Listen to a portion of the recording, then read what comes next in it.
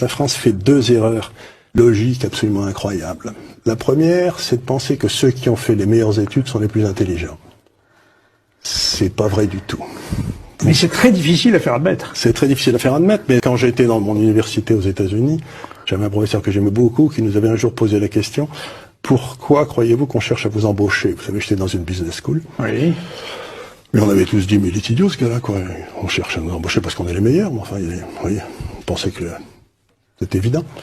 Il nous a dit « Non, pas du tout. C'est que vous avez suivi des études. J'avais 27-28 ans avant. Et donc, ça montre que vous n'avez aucun caractère. Si vous avez eu le moindre caractère, il y a longtemps que vous auriez créé votre entreprise. Et donc, vous avez montré que vous étiez capable de répéter ce que vous disent les professeurs, et c'est ce qu'on appelle l'intelligence. Mais ça n'a rien à voir avec l'intelligence. Dans la vie de tous les jours, c'est comme les officiers d'état-major. Gamelin, qui a foutu la France en l'air, il était sorti premier de Saint-Cyr, et premier de l'école de guerre. Ça n'empêche qu'il a foutu la France en l'air. Donc, première erreur, intelligence égale études. C'est pas vrai. Deuxième erreur, c'est de penser que parce que vous avez fait les meilleures études, vous êtes le plus à même de prendre des décisions.